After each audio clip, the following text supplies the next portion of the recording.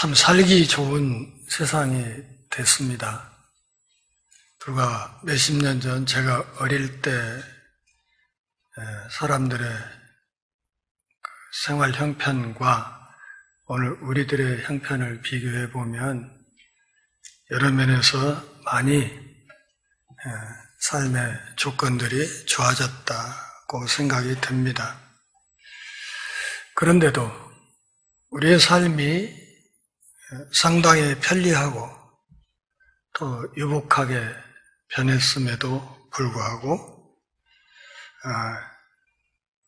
갈수록 우울증 환자가 증가하고 있고 또 그 우울증을 견디다 못해 또 자살하는 사람들도 계속해서 늘어나고 있습니다.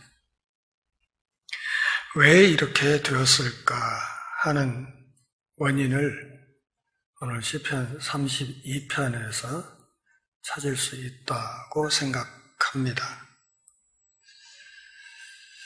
죄를 회개하고 또 그 과정에서 하나님의 용서를 경험하고 그리고 비록 죄의 허물이 있지만 하나님 앞에 의인으로 회복되어 가는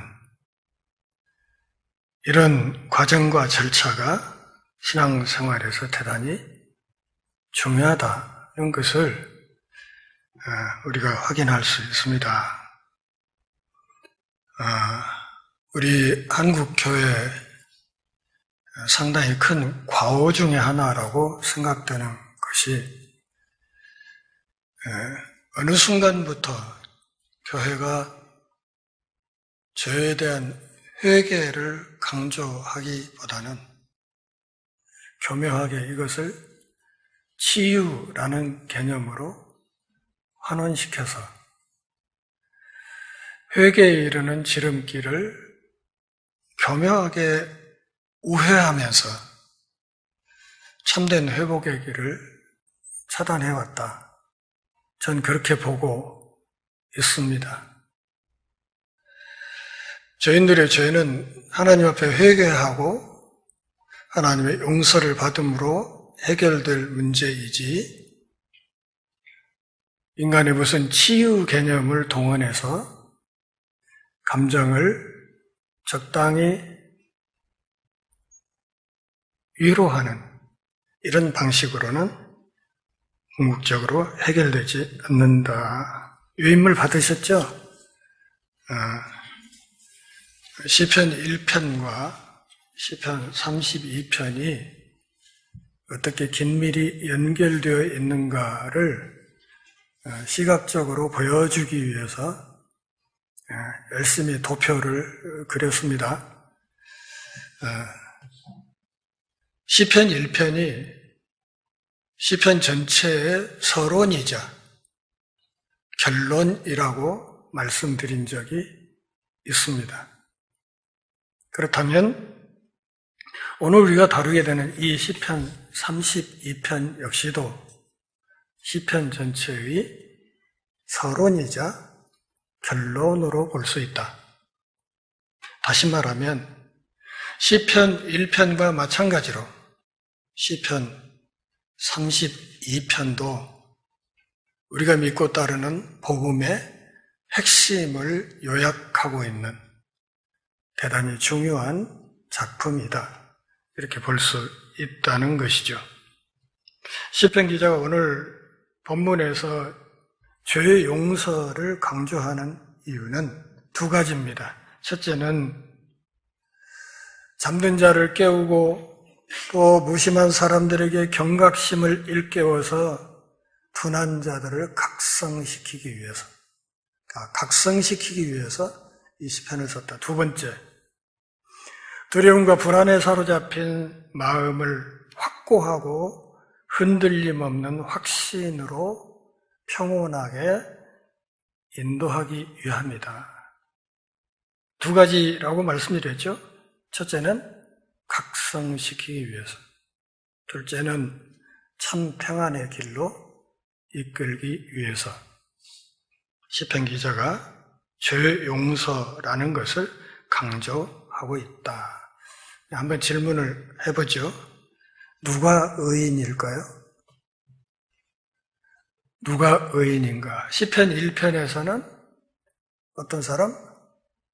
죄인들이나 악인이나 오만한 자들을 따르지 않고 하나님의 법을 주야로 묵상해서 그 율법을 따라 살아가는 사람, 그게 의인이다 이렇게 얘기를 하지만 오늘 시편 32편에서는 어떤 사람이 의인이라고 말합니까? 죄를 용서받은 사람, 그 사람이 의인이다. 의인이라는 것이 죄와 허물이 없는 사람이라는 뜻이 아니고, 비록 죄와 허물이 있다 할지라도 하나님의 은혜로 그 죄와 허물을 용서받은 사람이라면 그가 의인이다 이렇게 말하는 것이죠. 시편 1편도 아슈레이라는 말로 시작됩니다. 아슈레, 복 있는 사람. 32편도 마찬가지로 아슈레이, 복 있는 사람으로 시작합니다.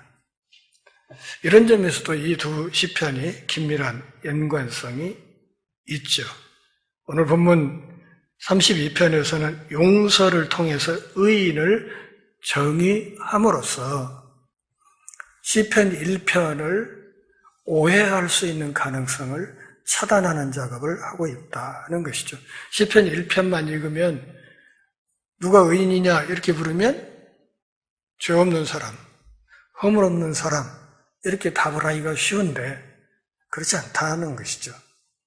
시편 32편에서 말하는 의인들은 죄와 허물이 있을지라도 진지하게 하나님 앞에 죄를 고백하고 하나님의 용서를 얻은 사람, 이런 사람이 진짜 의인이다 이렇게 대답을 하고 있는 것입니다. 1, 2절에서 죄를 고백하는 일의 축복에 대해서 설명하고 3절부터 5절까지에서는 다윗 자신의 고백을 말합니다. 그리고 6, 7절에서는 나를 따르라 이렇게 요청하고 8, 9절에서는 다윗이 교훈을 베풉니다.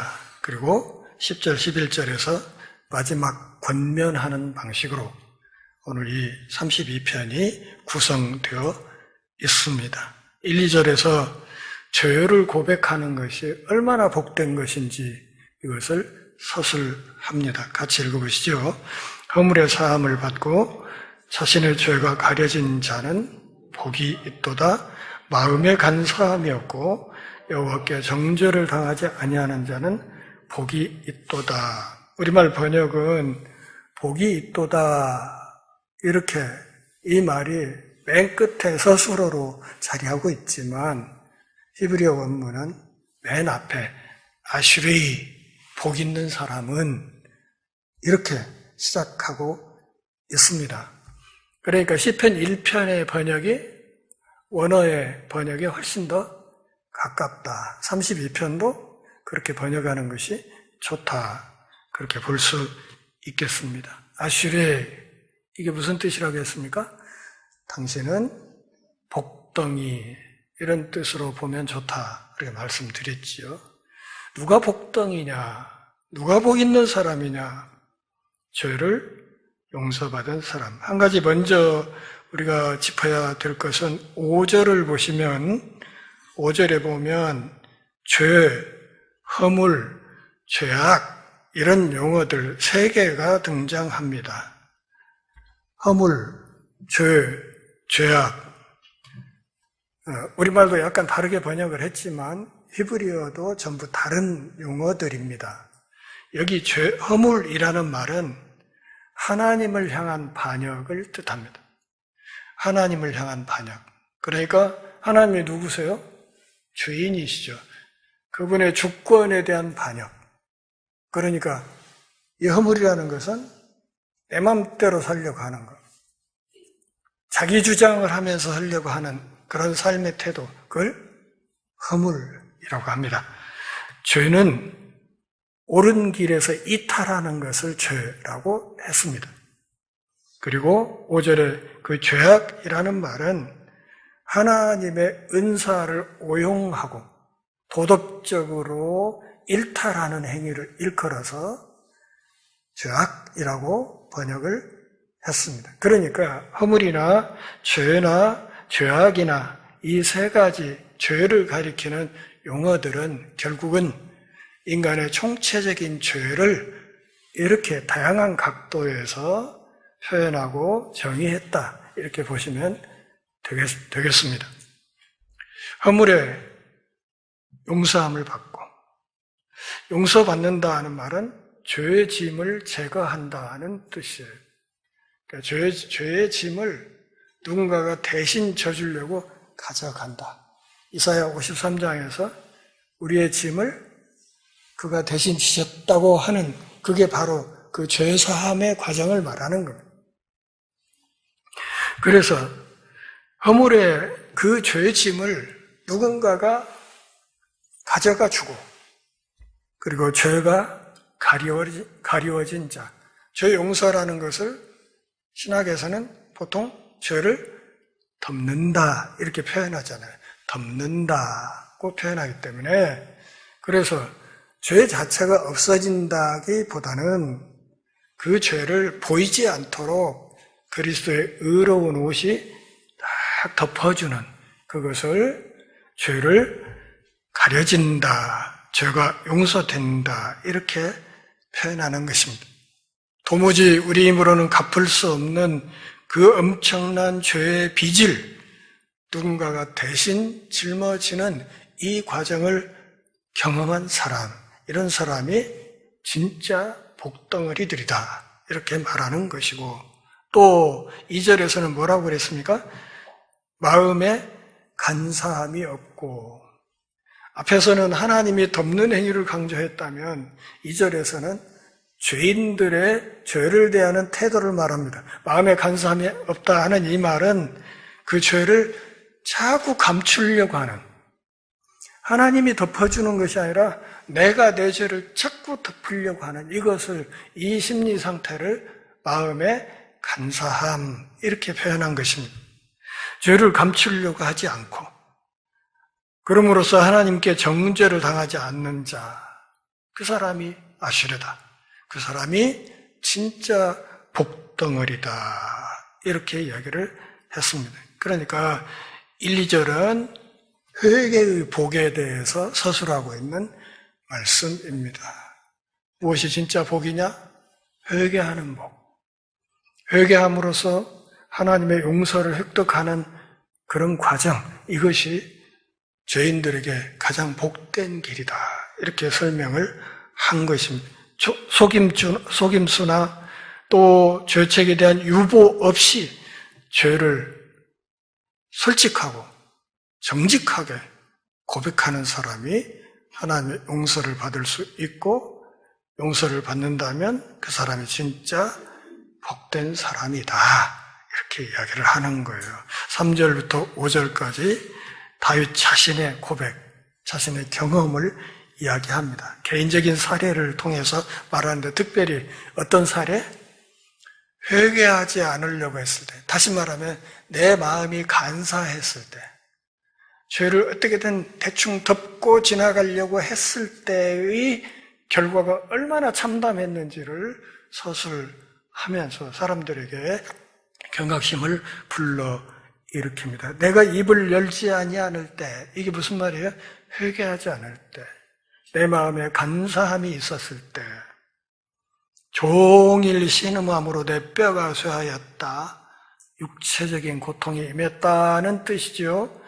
4절에서는 주님의 손이 밤낮으로 나를 누르니까, 다시 말하면 하나님이 죄를 대충 덮고 감추고 지나가려는 나를 그냥 목을 졸라 누르니까 내 진액이 빠져서 여름 가뭄의 마름같이 되었다. 다시 말하면 심리적인 고통을 말하는 것입니다. 죄를 회개하지 않고 버티니까 3절에서는 어떻더라? 몸이 아프더라. 4절에서는 마음의 고통이 너무 심하더라. 내 영혼이 날이 감은 여름날처럼 바짝바짝 말라 타들어가더라. 그렇게 이야기를 한 거예요. 3, 4절에서 시인이 말하려고 하는 것이 뭡니까? 진정한 문제는 우리 죄에 대한 하나님의 진노가 아니라 뭐가 문제다? 죄인의 침묵이 문제다. 그걸 어떻게든 대충 덮고 지나가려는 죄인의 침묵이 문제다.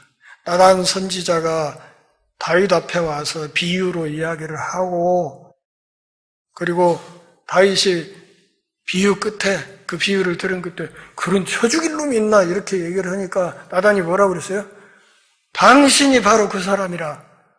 이렇게 얘기할 때 그냥 바짝 꼬꾸라졌잖아요. 그 전까지 그때 감추고 덮고 적당히 지나가려고 했던 그 행위를 내가 했을 때 몸이 아프더라. 자식도 죽고, 그리고 마음이 괴롭더라. 내 마음이 날 감은 여름날의 땅바닥처럼 그렇게 짝짝 갈라지더라. 너무 괴롭더라. 마음도 괴롭고 몸도 힘들더라. 이렇게 고백을 하는 것입니다. 그러면서 5절에서 하나님의 태도를 설명합니다. 내가 이르기를 내 허물을 여호와께 자복하리라 하고, 내가 내 죄를 아뢰고 내 죄의 죄악을 숨기지 아니하였더니 곧 주께서 내 죄악을 용서하였나이다. 셀라. 셀라라는 말의 뜻은 정확히 잘 모릅니다. 근데 추측한데 이 셀라라는 말은 일종의 추임새, 얼씨구 이런 표현으로 생각이 돼요. 얼씨구 좋다 뭐 이런 거죠. 그래서 여기에 허물, 죄악이라는 세 개의 용어가 등장합니다. 회개할 때 회개하는 사람의 태도를 나타내는 세 가지 낱말이 또 쓰였습니다. 자복하고 아뢰고 숨기지 아니한다. 숨긴다는 것이 아까 뭐라고 그랬어요? 마음의 간사함이라고 표현했었죠. 그 마음의 간사함이라는 껍질을 벗겨내고, 그리고 아뢰고, 그리고 세세히 선은 이렇고 후는 이렇고 자복하였더니 주께서 내 죄악을 뭐 하셨다? 덮으셨다. 그분의 손으로 이 허물과 죄를 덮어주셨다. 다시 말하면 1절의 표현을 보면 내가 비로소 아슈레 복덩어리가 되었다. 그 이야기를 하는 겁니다. 내 죄와 하나님의 관계를 말하면서 다윗이 말하려는 것은 무엇입니까? 하나님은 기꺼이 용서하려고 하신다. 하나님은 기꺼이 용서하실 준비가 항시 되어 있다. 그러나 먼저 죄인의 침묵이 깨져야 된다. 죄인의 침묵은 하나님의 그 은혜를 거절하는 행위가 된다. 이것을 5절에서 말하고 있습니다. 오늘 이 5절 이후에 죄라는 단어가 나타나지 않는다 하는 것을 유념할 필요가 있습니다. 여기까지 하나님이 덮는 것으로 모든 것이 일단락이 딱 됐습니다. 됐어요. 그리고 6절부터 11절까지는 이 죄 용서를 경험한 사람의 권면을 다루고 있습니다. 그걸 경험한 사람으로서 이제 다른 사람들에게 여러분 이렇게 하는 것이 좋을 겁니다. 좀 말할 때. 이런 얘기를 하고 있는 거예요. 6, 7절은 개인적인 증언과 함께 권면을 하고 있습니다. 같이 읽어봐요. 이로 말미암아 모든 경건한 자는 주를 만날 기회를 얻어서 주께 기도할지라 진실로 홍수가 범람할지라도 그에게 미치지 못하리이다. 주는 나의 은신처이오니 환난에서 나를 보호하시고 구원의 노래로 나를 두르시리이다. 6절에는 기도가, 7절에는 찬양이 나와 있습니다. 기도가 뭔가? 자신의 성취, 자신의 능력, 자신의 의도가 항상 부족하다는 것을 아는 사람들의 생활 방식이 바로 기도입니다. 여호와를 의지하는 사람의 생활 방식이 바로 기도입니다. 그러니까 기도 않는다는 것은 곧 하나님을 의지하지 않는다. 그래서 6절에서 다윗은 기도를 어떻게 정의했습니까? 하나님을 만나는 기회라고 했습니다. 기도가 뭐냐? 하나님을 만나는 기회다. 우주의 지존자를 뵙는 기회다.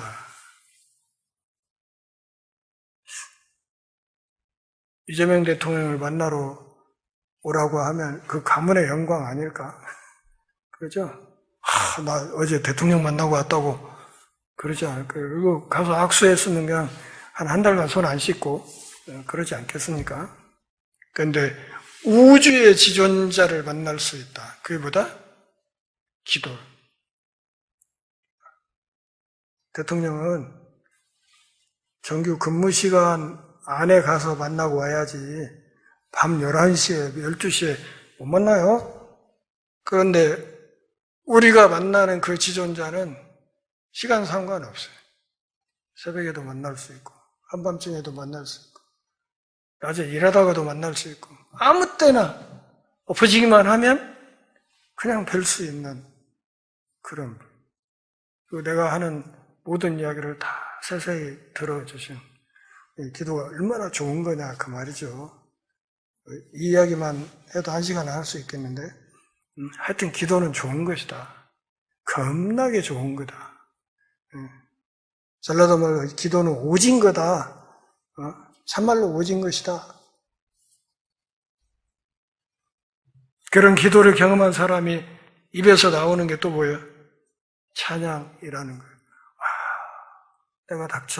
내게 닥쳤던 이 수많은 환난을 하나님의 은혜로 덮어주셨구나.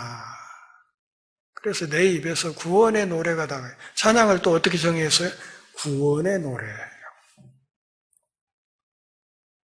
기도는 하나님을 만나는 것이고, 찬양은 내가 구원받았다는 감격을 하나님 앞에, 또 사람들 앞에 내놓고 증거하고 간증하는 그것이 찬양이라. 이렇게 말합니다. 하나님의 용서를 경험하게 되면 그때 비로소 참된 안전의 세계로 들어가게 돼요. 그것이 진짜로 안전한 길이다고 얘기를 해요. 적당히 치유사역해서 적당히 죄인의 어디 눌린 감정을 적당히 달래주고 해서 해결되는 문제가 아니라는 거예요. 그 길을 잘못 잡은 것이라는 거죠. 하나님의 용서를 통해서 우리는 참 안전에 들어갈 수 있다. 하나님의 성품과 활동이 결정적인 열쇠다. 그런 말입니다. 하나님이 나의 피난처이시고, 하나님이 나의 보호자이시고, 하나님이 나의 구원자이시다 하는 사실이 6절, 7절에 드러나 있습니다. 그러기에 8절부터 10절까지 경고와 교훈을 줍니다. 우리의 지혜 되신 예수 그리스도의 음성을 들으라는 말입니다. 8절을 같이 보시죠. 내가 내 갈 길을 가르쳐 보이고 너를 주목하여 훈계하리로다. 여기에 나는 하나님이 아니고 다윗입니다. 그걸 좀 분명히 알고 가셔야 됩니다. 다윗이 하는 말이에요. 하나님의 죄의 용서를 경험한 사람이 하는 말이에요. 내가 여러분들이 가는 길을 가르쳐 보여주겠다. 그리고 여러분들을 주목하면서 훈계하겠다. 먼저 용서받은 죄인으로서 교사 역할을 하겠다고 말하는 거예요. 내가 죄를 감추고 덮으려고 했더니 죽을 뻔했던 게 몸도 아프고 마음도 힘들고 환장할 뻔했다니까. 근데 자백했더니 이런 은혜가 오더라고. 그런 경험을 다른 사람들에게 이야기함으로써 교사 역할을 하는 겁니다. 다윗의 말은 어떤 뜻입니까? 하나님이 강제로 징계해서 뼈를 마르게 하고 마음이 여름 가물처럼 바짝 마르게 해서 육체적, 정신적 고통이 크게 하도록 그렇게 할 때까지 버티지 말고 죄를 서둘러서 기꺼이 고백하는 것이 건강에 좋다. 지금 그 얘기를 하는 거예요. 시간 끌지 말고 빨리 엎드리는 게 그게 정답이다. 그 이야기를 하는 거예요. 버티면 버틸수록 힘들어진다. 누가복음 15장에 집 나간 둘째 아들 이야기. 그 원 땅에서 돼지 그 쥐엄 열매를 돼지 들고 훔쳐 먹으면서 거기서 버티면 버틸수록 힘든 거요. 빨리 돌아서야지. 빨리. 우리 아버지 집에는 양식이 풍족한 품꾼이 얼마나 많은가. 옛날이 좋았는데 나 이거 뭔 꼴이야 이게. 이 부잣집 아들이 먼 나라에서 이게 뭔 꼴이야. 아버지께로 돌아가자 하고 돌아서는 것. 그것이 빠르면 빠를수록 복이 더 커진다. 그런 뜻이에요. 너희는 무지한 말이나 노새같이 되지 말지어다. 말이나 노새라는 이 짐승들은 고집세기로 유명한 짐승들이죠. 그래서 아주 노련한 조련사들 말도 안 들을 때가 많은 그런 짐승들이잖아요.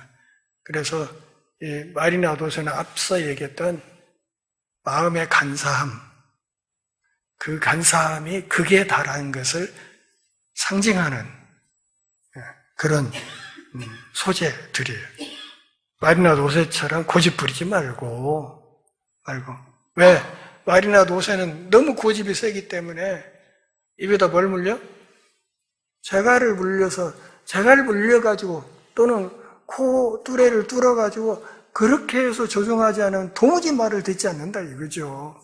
그러니까 재갈과 굴레로 단속하지 아니하면 말을 듣지 않는 말이나 노새처럼 되면 안 된다. 버티면 큰일 난다. 그 이야기를 하는 거예요. 하나님의 품은 우리가 생각했던 것 이상으로 훨씬 넓다. 그러니 그 하나님을 믿고 덮어주신 그분의 은혜를 믿고 빨리 엎드리는 것이 좋다. 빠르면 빠를수록 복이 더 커질 수 있다고 이야기를 하는 것입니다. 왜 그런가? 10절 악인에게는 많은 슬픔이 있으나 여호와를 신뢰하는 자, 이것이 의인이죠. 의인. 제가 도표에 그려놓았습니다. 여호와를 신뢰하는 사람, 의인이에요. 의인. 이런 사람에게는 뭐가 둘러있다? 하나님의 헤세드가 둘러있다. 하나님의 헤세드, 은혜, 자비, 은총, 사랑, 긍휼 이런 모든 용어들이 종합된 것보다 더 큰 개념이 헤세드라고 말씀을 드렸어요. 온갖 좋은 하나님의 은총이 그를 칭칭 두르고 있다. 이게 복된 사람이라는 거죠. 이게 신실한 사람들의 정체성, 이것은 자신의 성취도 아니고 죄를 교묘하게 가리는 것도 아니고 오직 용서하시고 새롭게 하시는 하나님의 신실함에서 비롯되는 것이다. 이것을 말하고 있습니다. 하나님의 너른 품이 여러분들을 둘러쌀 것이다. 하나님의 너른 품 안에서 참된 복을 누리면서 살아갈 수 있을 것이다. 어떤 사람이? 죄 없는 사람이? 허물 없는 사람이? 그게 아니고 어떤 사람이? 죄를 짓고 허물이 있지만 그것을 하나님 앞에 정직하게 고백하고 철저하게 자복하는 그 사람이 그 하나님의 너른 품을 경험할 수 있다. 그리고 그분의 품 안에 들어가 있는 사람이 그게 누구다? 그게 의인이라고 이야기를 하는 것입니다. 그래서 11절에서 드디어 의인이란 말이 등장하죠. 같이 읽습니다. 너희 의인들아 여호와를 기뻐하며 즐거워할지어다. 마음이 정직한 너희들아 다 즐거이 외칠지어다. 이 마음이 정직한 사람이란 말은 앞에 마음의 간사함과는 대비되는 말이에요. 마음의 간사함이 뭐예요? 자기 죄를 자기가 자꾸 가리고 숨기려고 하는 것이라고 했잖아요. 그러면 마음이 정직하다는 건 뭐예요? 그 하나님 앞에 뭔가를 감추려는 태도를 포기하고 그분 앞에 솔직하고 정직하게 머릿속에 엎드리는 그것이 마음의 정직이라고 얘기를 합니다. 그런 사람들이 그 입술에 찬양이 있는 것이다. 시편 1편이 시편 2편과 긴밀히 연결되어 있는 것처럼 이 11절 말씀은 시편 33편과 긴밀하게 연결되는 통로를 만들고 있습니다. 그러니까 시편 1편과 2편, 32편과 33편이 하나로 묶여 있다는 사실도 알고 계시면 좋겠습니다. 죄와 그 악 영향이 인간의 삶에 만연해 있습니다. 저는 지금 우리가 살아가는 이 세상이 다른 데가 지옥이 아니라 여기가 지옥이다. 그런 생각이 들어요. 시끄럽지 않은 데가 없고 안 썩은 데가 없고 사람 모이는 곳에 악취 안 나는 데가 없고 전쟁 없는 땅이 별로 없고 우리나라도 전쟁 직전이고 언제 터질지 모르고 이런 게 지옥 아닙니까? 곳곳에 이 죄악의 뿌리가 영향을 미치지 않은 데가 없어요. 이 죄악의 뿌리가 얼마나 높게 얼마나 깊게 뻗어 있는지 우리가 잘 알고 있지 않습니까? 국회의원 중에 안 썩은 사람 있습니까? 장차관 중에 안 썩은 사람이 있습니까? 그런데도 세상이 이 정도로 굴러가는 게 그나마 하나님의 은혜라고 생각이 됩니다. 참 기쁨과 행복은 인간의 성취에서 오는 것이 아니라 죄인을 향한 하나님의 은혜로운 활동에서 온다. 이것을 시편 기자가 오늘 32편에서 명확하게 말하고 있습니다. 의롭다는 것이 뭔가? 5절에서 말하는 것처럼 용서받는 것이고 그리고 6절부터 11절까지 해서 말하듯이 바로 그 하나님의 은혜를 증언하는 것, 그것이 의롭다 하는 것의 결정적인 표지라 하는 말입니다. 서두에 우울증이 급증하고 있다. 자살하는 사람이 계속 늘어나고 있다고 말씀드렸습니다. 이것은 적당히 빨간 약 바르고 적당히 달래고 적당히 치료해서 해결될 문제가 아니라 우주의 왕이신 하나님 앞에 모든 죄인들이 정직하게 엎드리는 데서 해결될 심각한 문제다. 이렇게 말씀드렸습니다. 다시 말하면 죄와 싸우는 이 길이 모든 신앙인에게 정말 중요하다는 것입니다. 시편 1편에서는 죄에 빠지지 않는 것이 중요하다고 얘기를 했다면 32편에서는 어쩌다 빠졌더라도 속히 엎드려서 하나님의 용서를 경험하고 빠져나오는 것이 신앙인에게 정말 중요한 일이라는 것을 32편 기자가 우리에게 말하고 있다는 것입니다. 죄를 고백하면 하나님의 은혜를 받을 수 있고 죄를 고백함과 동시에 하나님의 헤세드 안에서 참된 복을 누리면서 살아갈 수 있다.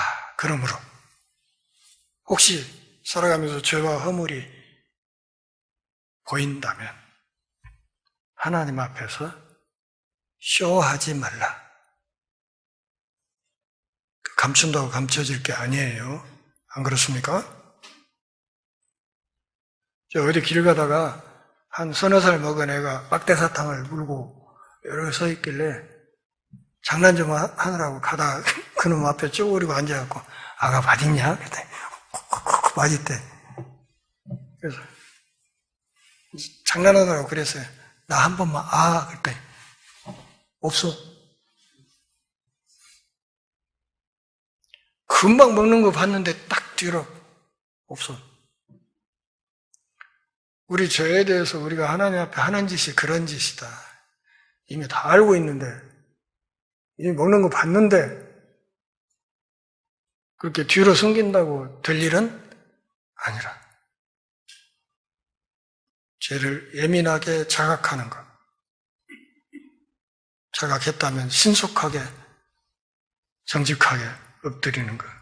그것이 참으로 사는 길이고, 그것이 참으로 은혜 받는 길이고, 그것이 참으로 의인의 길로 회복되는 길이라 하는 것을 알아야 됩니다. 하나님 앞에 쇼하는 것은 내 발로 내 복을 걷어차는 행위다 하는 사실을 알아야 됩니다. 찰스 스펄전이 했던 이야기를 잠깐 읽어드리겠습니다. 기쁨은 찬양의 영혼이다. 일시적인 안락함으로 기뻐하는 것은 위험하고 자기 자신으로 기뻐하는 것은 어리석으며 죄로 기뻐하는 것은 치명적이지만 하나님으로 기뻐하는 것은 천상적이다. 기도하겠습니다. 하나님 아버지, 오늘도 우리가 모여 경배하며 주의 말씀 앞에서 우리 신앙의 옷깃을 여미는 기회와 복 주셔서 고맙습니다. 허물 많은 죄인들이 살아가면서 때로는 옳은 일 하겠다고 하는 과정에도 실수가 나타나고 예상치 못했던 죄의 결과가 나타나는 것을 숱하게 경험합니다. 그때마다 하나님의 너른 품을 기억하고 믿음으로 솔직하고 정직하게 자복하여 하나님의 용서를 경험하고 다시 의인의 길로 복귀하여 하나님의 용서를 만방에 전하는 위대한 삶을 더 열심히 살게 하여 주옵소서. 예수님의 이름으로 기도합니다. 아멘.